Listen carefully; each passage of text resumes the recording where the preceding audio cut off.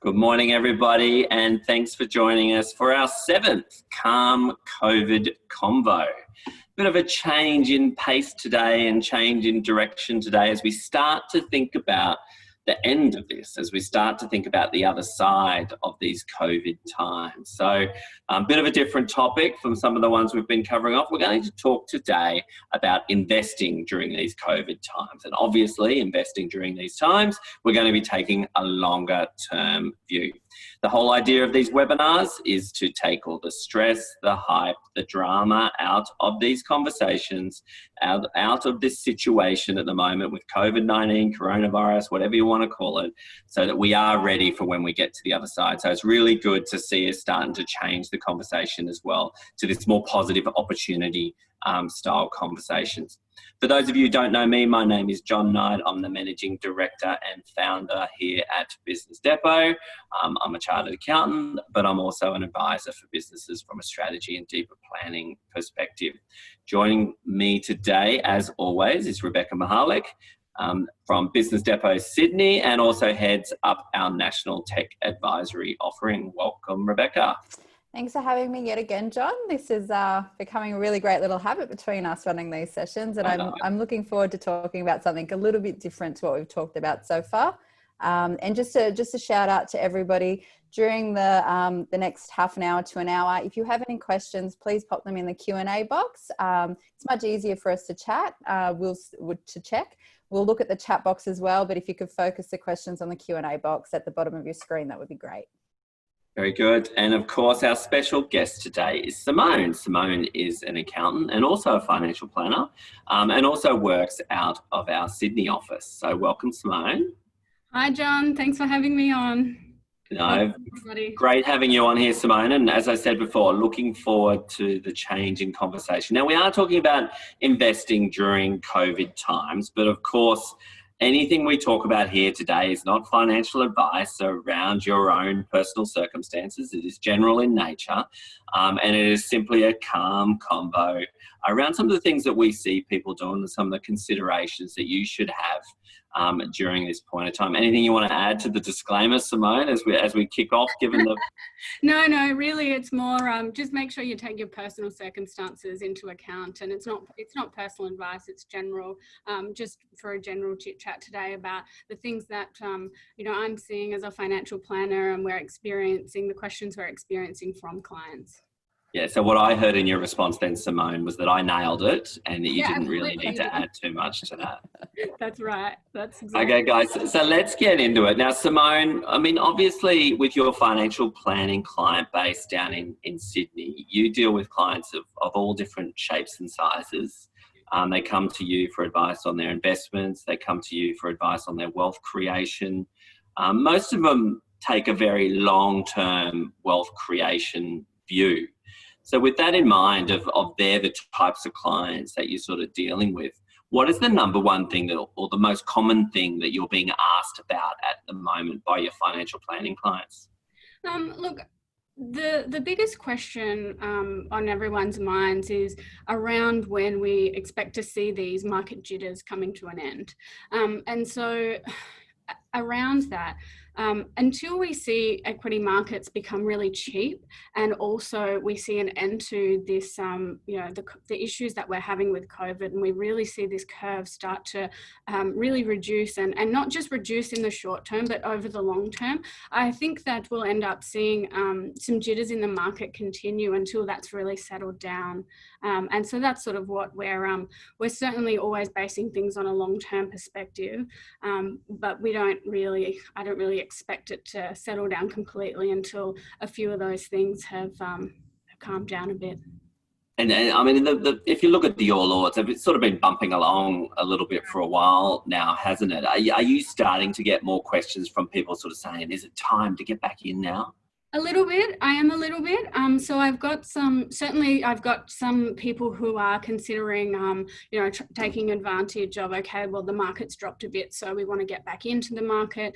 And then I've got some other clients who are a bit more cautious. And look, if certainly I'm proceeding with caution, because while we've seen a bit of improvement in the all odds and in the markets, we're yet to really see the economic fallout as a whole. We certainly haven't gone through the earnings seasons and that reporting season that we'll expect, and to see the real impact on the numbers come through and then flow through to the markets. So while there has been a bit of recovery, I wouldn't be surprised if there's still a bit of a bump in the road for some time yet. How much do you think the markets are actually just driven by, I don't know, a personal sort of confidence, if you know what I mean? It's like that human sort of confidence that sometimes when everything's uncertain and everything's unknown, it tends to be that people take a pessimistic sort of view. And as they're starting to change the language around flattening the curve and changing the language around there is an end in sight, but we don't exactly know when it'll be. Do you think there's a link between that sort of human element and this investment, I suppose, interest? Yeah, absolutely. There certainly is, and the market's very reactionary. We see the stimulus packages come out here and overseas, and then we really see the market start to recover based on, okay, well, we're putting billions in, or trillions if we're talking about other countries, and that really does have an impact. And yeah, certainly as far as you're seeing a day-to-day difference, so you can see that. We might have a really, really bad day on the virus numbers globally, and you'll see a change in the market. Or when we saw there was some issue with the price in oil, it was a huge catalyst for one of the drops in the market. So what do you say to your clients when you're seeing all this bumpy stuff, or maybe it's what I call the Koshy effect? If Koshy's talking about something, then it impacts the mood. What do you say to your clients when they're sort of focusing on that bumpiness? Look, not to focus on it. I know that, like we're seeing it in the news, we see it a lot, but the news generally focuses more on the bad days. So we see, billions wiped off a share market, but then the next couple of days when it recovers, we don't see that kind of coverage of the news. So, it's a little bit of, and I know that saying don't look at it is really simplifying things. So it's more coming back to taking a long-term view, because what we're seeing, the movement that we're seeing is we're seeing a couple of percent up, a couple of percent down every day. And that's just, this is through these kind of times that we're having. So really it's coming back to that, what are we investing for? What's our investment time frame? Because when you look at the investment, the markets over time, the trend is up, but it's quite a zigzag line up. So it's just sort of trying not to pay too much attention to the everyday movement. Because say you've got an investment property and you've bought an investment property, it's for the long term. There's no ticker that's going across your new screen to show you the value of your investment property every single day. You can't look at it, you can't focus on it. And so with shares, it's it's there for you to see every day, but sometimes it's sort of coming back to that, really looking at, okay, well, this is a long-term view. So it's a bit of a worry, isn't it? It's like the worm and elections and different things. You've got it to sort of watch, and you can give it too much attention, really, can't you? Yeah. We've actually got a question. Sorry, I've got a question that relates to something you've actually just mentioned. So I brought it up now. Linda's asked, but don't you expect that the underlyings in the market are going to get worse before they get better, regardless of the short-term up and downs related to stimulus packages and consumer sentiments? So it's more about what's going to happen before things get better. Is there any expectation that they might get worse first? Look, I wouldn't be surprised if there are some more market jitters before we really see the market continue back on its upward trajectory. I wouldn't be surprised, simply because, as I mentioned before, when we were talking about, we haven't really seen the full economic fallout yet. So we haven't really seen, we're starting to see it. Businesses have closed their doors, people are struggling to pay rent. All of these things are going to have an impact on the economy.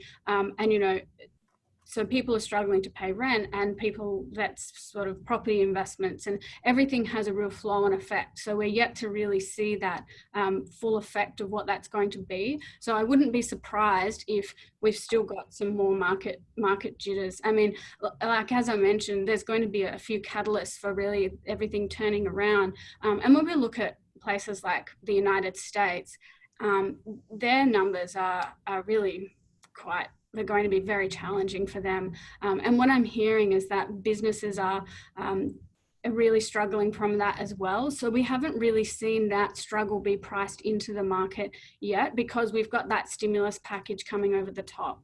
Yeah. I suppose we've got to remember also that the stock market is a certain size and a certain type of business that typically covers off on certain industries.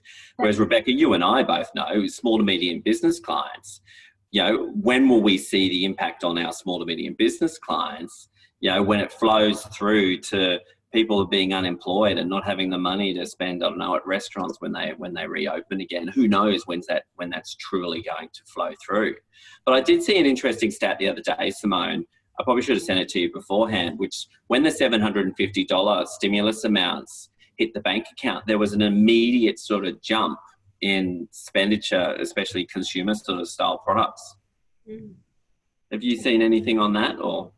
Not really, but it's sort of when everyone's got that little bit of extra money, and it might be consumer products that they need or that they don't need, but those sort of when you've got the extra money, it's you can actually go and buy maybe the extra things that you needed rather than holding off.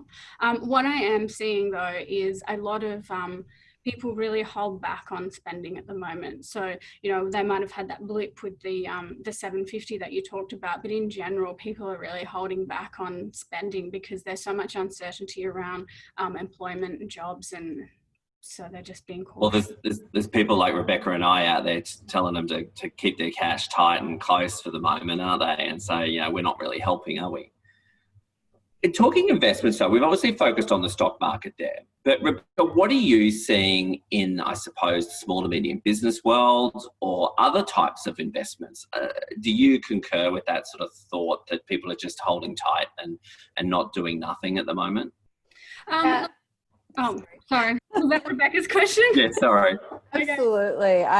Even though the government did release some stimulus packages or that they were trying to encourage investment in businesses through the increased depreciation rules, people aren't doing it. They're worried about their cash. They're holding on tight. They're trying to figure out how they're going to pay their staff, not how they're going to invest in other things. And I've seen that a little bit. However, on the flip side, that there are those cashed up businesses that had some good working capital behind them, that had a strong balance sheet. And if they've been forced to close at this time, they're actually using that as an opportunity to invest in their business, to do the things that they never got around to, whether or not it's a refit or new equipment or new something. There is a little bit of that. But compared to the people who are just holding on to cash, I think that percentage of people investing is much smaller. Well, what about commercial property? Have you applied your mind to that? And maybe to you again, Rebecca, given the moratorium on evictions and given we're all remote working now, I mean, do we even need these offices anymore? Have you got a view, or are you hearing anything from your clients around that commercial property sort of option as an investment as well? Well, I know even myself is considering what that's going to look like moving forward, as we've already become really accustomed to working from home. It very much is going to depend on the industry. We've got a lot of people in industries that need their space, need their office space, need the commercial space. So that's not going to change for particular things, particularly around, factory units, restaurants, hospitality. None of that's going to change. But I think the normal world of the office suite where everyone has a nice big desk and lots of space, or everyone has a separate office, I think that we might see a bit of a pushback towards hot desking, which was something that was really, tried to become really popular, if you remember, I think 10 years ago, but no one really embraced it. I think this is a new environment where it might actually happen if employers are happy to keep along with that work from home here and there scenario into the future. And then that means these bigger office spaces might not be able to rent out. They might not be as popular. I mean, if there's a change in behaviours, there has to be a flow-on effect to the assets that are underneath those investments, isn't it? Do you have a view, Simone, on I suppose some of these different sort of investment classes? Yeah, look, we're seeing some movement. So we've seen some of the large super funds revalue their some of their assets downwards, and I think with occupancy rates and with some people having issues and companies having issues paying rent, we are likely to see a bit of a reduction there. I know that like the listed property markets it's come down a fair bit as well, and that could potentially be in anticipation of what we expect to see. Certainly, I mean, when we've got people struggling to pay mortgages and people not paying their commercial rent, that has a flow-on effect to the capital investment side of things. Absolutely. Yeah. Simone, is there anything about, I suppose, this, I don't like using the word crisis, but these times that makes it fundamentally different to other investment cycles that we've been through? Look, I don't think, we're certainly only at the start of the cycle, I think. And as far as, this particular time, I mean, this time is very different. We haven't had a global pandemic of this level since 100 years. So really it's different as much as we're all as a world trying to come to grips with how we all handle it, with different countries handling it in different ways, and that will result in different recovery periods and certainly for the people and also for the economy. So from that perspective, certainly it is very different. And from the market perspective, I mean, ultimately it's going to be based on how we recover. But certainly when we look back on previous market cycles, and when we do look back on even the Spanish flu, we did end up recovering. We did end up coming out of it. Similarly with other market cycles that we've had, the market continues to recover. It takes some time, but it does get back there eventually. Yeah, okay. Do you think this going through this period will actually change the way people invest? Like I know people that went through GFC and say sold all their shares and turned it all into cash, but it was too late by then. The market had already sort of dropped. Yeah, look, I think it entirely depends on your experience with investing a little bit. So there's a couple of schools of thought that I'm hearing around at the moment, and certainly people who have a bit more experienced and have been speaking with their advisors, I don't think it will necessarily change the way that they invest going forward, because what we're looking for is that continuity of the plan. The fundamentals are there. It's more, it might change. One area that I am seeing a little bit in is people who have their super fund apps now on their phone. So they never used to have these super fund apps where they could just click their app and see their super balance, right? And so this is like sort of new, not like brand new, but it wasn't around as much during the GFC. You could log on, but right now it's at our fingertips. So it's those people who are looking at those apps and maybe seeing their balance, and it's been going up for so long, and then all of a sudden it's down. That's where I'm seeing that change in view, where they might start paying attention, or they're a bit more concerned than others that have been through the market cycle before. They've had that education piece with their advisors, they understand it, and they've been assessed for their tolerance to risk and things like that as well. Yeah, I reckon I'm seeing people more aware this time around with this cycle, having been through GFCs and dot-com booms and different things like that. They're not rushing out there to make drastic changes, in my view. What are you seeing, Rebecca?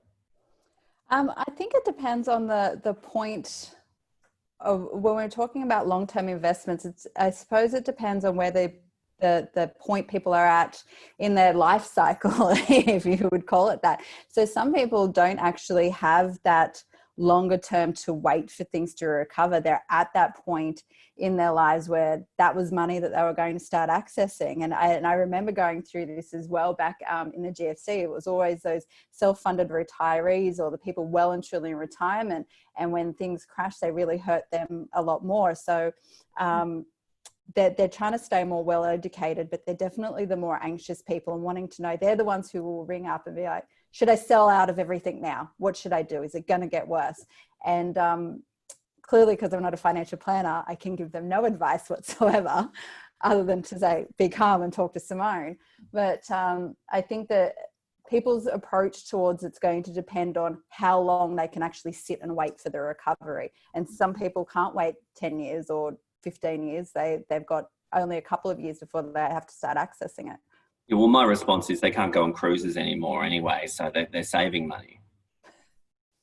Well, what are you saying to those self-funded sort of retirees, Simone? I suppose, you know, a lot of them typically have a big portion of their fund in interest bearing. With that at such a low rate these days, are you starting to see them get more interested in the stock market? Well, there's a couple of questions there. So what we're looking at with retirees, certainly at times like this, it's a really good idea to have at least 12 months of your pension payments in cash or term deposits ready to go. And while the interest rates are low, by having that money readily available, it means that they're not having to draw down on other investments.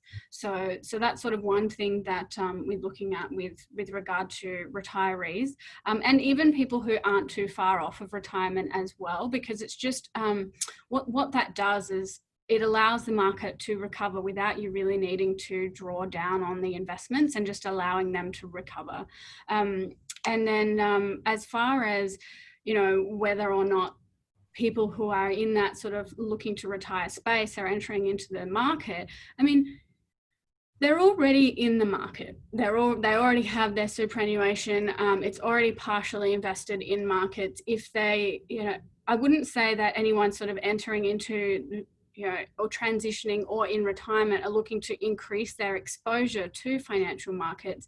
But certainly we wouldn't be necessarily going, okay, like it's time to pull all of your money out either, because if you don't have that adequate diversification, you're not going to have those returns. So even when the actual capital values, and look, I know that we're seeing a pullback in dividends and income and stuff like that, but you know, you need to have all of those different asset classes, because they will all contribute to the return of the portfolio in different ways, and each different year and different asset class outperforms another asset class. So if we don't have that good mix, then that's really doing a disservice. So it's not so much, I know that interest rates are low, and look, that has been a discussion point with some of my clients. Why are we in this cash? Why are we in these term deposits when interest rates are low?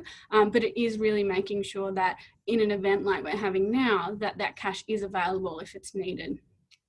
I know I'm seeing a lot more interest in investing in startups or investing in smaller sort of private enterprises as well. And I don't know whether that's starting to become its own sort of asset class now, almost probably like those family offices investing in multiple sort of SME or smaller businesses. Are you seeing that as well, Rebecca? I am. And what I'm seeing is even now during the COVID events that we're experiencing, there is still some of that investing going on, but it's all about really, like, if you're the person looking for someone to invest in you, making sure that that business is something that can recover and has an ongoing suitable model. If it's something that's only going to be around for the COVID period, it's probably not attracting great investors, because again, it's all about the long term. It's about getting back your money, making more money, getting dividends out. It's the same sort of approach, the same reason why people are investing. So they would be looking at these smaller startups that are going to have a great place in the new economy. Yeah, I mean, it's like you talked about, Simone, the classes, I suppose. You're not going to want your whole portfolio in it, but you might be willing to have some in that high growth sort of opportunity. I know I had a lot of clients who were raising capital in the lead up to this, which has just put it all on hold. But I know certain investors are ready to continue the discussions now and get ready for the other side of this. Do you have any comments on that one, Simone? Look, I think with reference to startups, I think it's more of an individual thing, and certainly from a financial planning perspective, it's not really something that we could just put in as part of a portfolio for a client. And look, the reason is because, you know, what we're looking for is a history. So to be able to invest in something for our clients, we're looking for a history, earnings history and things like that. And so it's not really something that I could assist with as a planner because it's a little bit more speculative in nature. Certainly there are opportunities there, and we do see some of the largest super funds have a little bit of holdings in startups here and there. But when they've got a huge amount of funds under management, you don't really sort of see them. It's like they're going off and doing a small bit in that, a small portion, or even some of the fund managers. But you know, if you're talking about private startups and stuff like that, it's a little bit different because you've got some listed startups as well. And within the actual indexes, you have exposure to those smaller companies. You just don't see it. Well, we've talked about sort of classes of investments. What about focusing in on whether you're looking for capital growth now, or whether you're maybe looking for high yielding sort of shares? What sort of people would they suit, or do you have a view generally on those at this point? Look, at the moment, it's a hard one because right now we're in this space where we're really waiting to see how long the COVID issues are going on for, and how long that's going to flow on for. I mean, and the difficulty that we've got is earnings, the income's pulling back a little bit, and then we're looking to see what happens with the capital growth. So right now we're taking more of a defensive view rather than going, okay, let's look for income or look for capital growth, because we're in this circumstance where we don't have great interest rates. Dividends are still being paid out to shareholders because shareholders expect that, but we are starting to see that pullback because some companies are struggling. So really right now it's more of that, okay, let's have a defensive view and have investments that we expect to see fare well through this period and back into the next market cycle. Yeah, okay. I mean, so a lot of what I'm hearing from you there, Simone, is take a long-term view. You know, it's part of the cycle, and we've got to take that long-term view on the future and ride the bumps along the way. Yeah, that's right, because there's a risk in trying to pick different, different sectors. I mean, we can certainly see that some sectors are struggling over others, but what we haven't seen yet is you find that like some of it's really obvious, like some of the travel sectors are obviously struggling, in hospitality and things like that. But we find when the markets start to go down that there are a few surprises that typically come out as well. So trying to pick and choose these things when we're still waiting for the surprises to come out, because we're not privy to the open books of all of these listed companies until they start to report. So that's sort of why we're sort of going, okay, like stick to your plan and have a long-term view, because it's more risky to try and just pick and choose these different and hope and people and even some investors who are really quite experienced don't always get it right. So that's why it's good to just have that. It's a bit tricky, isn't it, to pick the eyes out of the opportunities? Yeah, that's right. And so, when we look back at and typically there's that human bias, and with that human bias is when we see something but we might not quite jump on it right at the point where the market moves. And so really it's making sure that you've got a bit of exposure to everything, so that way you get that market return.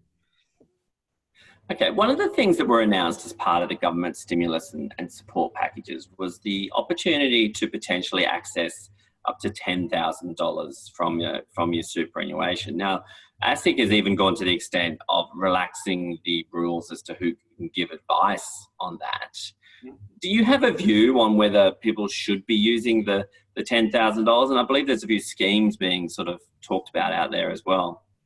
Yeah, look, as far as, who should be accessing it, I think that when it comes to accessing your super, you need to be really cautious, and it looks, it's very tempting to access your super if you've had a drop in your, in your salary of more than 20%, or if you currently can access your, the benefits, social security benefits. But look, right now we don't, unless there's a real need for it, like you're having trouble paying your mortgage, or if you're having trouble paying for your bills or you're having trouble putting food on the table, I would exercise caution, because essentially you're mortgaging your future to pay for now. So unless you really need to do it, I would be holding off, because I mean, look, there's been a few calculators and things like that put out as well, just showing the impact of what pulling 10,000 out of your super is over 10 or 20 or 30 years. And there is quite an impact, because, you know, if you've got 20 years to retirement and you pull that money out, the growth on that money, you're missing out on that. As far as the schemes go, I've seen a couple of articles about different sort of, schemes that have been, or we'll call them strategies. And I've got a couple of views on it.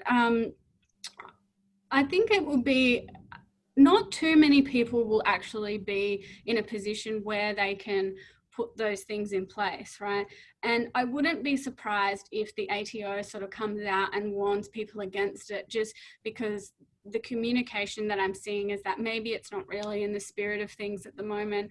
And then, yeah, whether or not the ATO will come out and sort of say, hey, this isn't for the purpose of this. For those that are listening, what's been proposed in some media reports is you take the 10K out and you put it back in as a super deduction, and so you sort of then get a tax deduction on the way back in. Although the ATO hasn't come flat out said that you can't do this, they have started communicating along the lines that they are looking at it, and that they've released their own little funny meme, which is, Matt would like to take out superannuation and then claim a tax deduction for it. Don't be like Matt. So they will look at these things. They will have a look to see if you claimed a tax deduction and also had an early release from superannuation, and whether or not you actually met the appropriate conditions to release the money in the first place, and whether or not you did it as part of a scheme. So our suggestion would be just don't, or talk to us first. Well, the government, the ATO, has been very strong, I suppose, with all their support and stimulus packages in talking about if anybody does anything which is contrived to try and get an advantage out of it, whether it be a cash boost payment in business or a JobKeeper payment, that they'll look through that and they'll unwind the benefit that you get.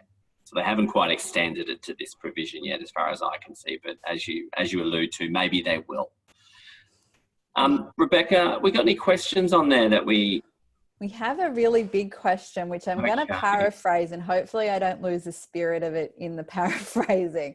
Effectively, what we've got is one of our attendees has got a loan against some investments. No, actually, that's wrong. They took out a loan to invest. Now, because of the drop in the market, the portfolio value is actually getting to a point where it's either equal or going to drop below the loan value.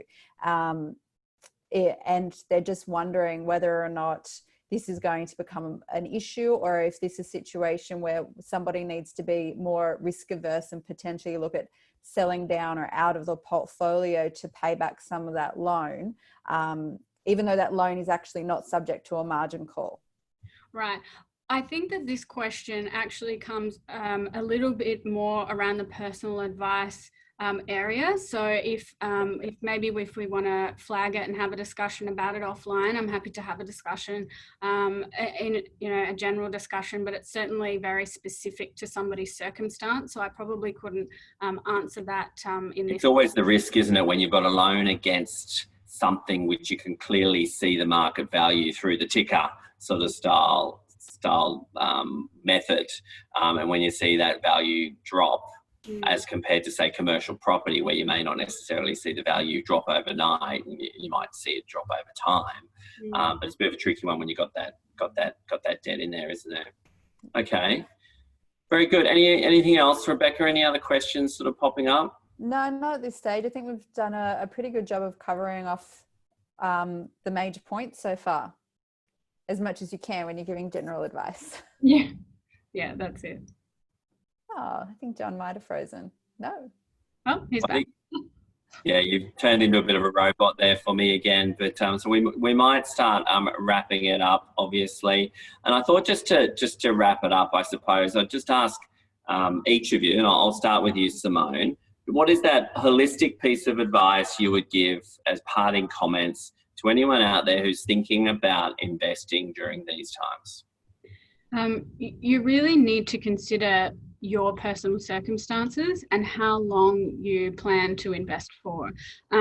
This isn't, while the market has gone down, it's not a time where you can just hop in and make a quick buck. You really need to consider, okay, what's going to be the long-term view and your personal circumstances, and really get the proper advice. You got any parting comments, Rebecca? Look, I would just probably follow up exactly what Simone said. Investing is a very personal item. Make sure that you understand your own circumstances and get appropriate direct advice for yourself, and try not to rely too much on general or publicized advice without considering your own circumstances. Yeah, I'll probably concur with that as well, with my parting comments, in that don't rely on the barbecue advisor, and make sure you've got someone who's actually looking at your affairs and giving you advice.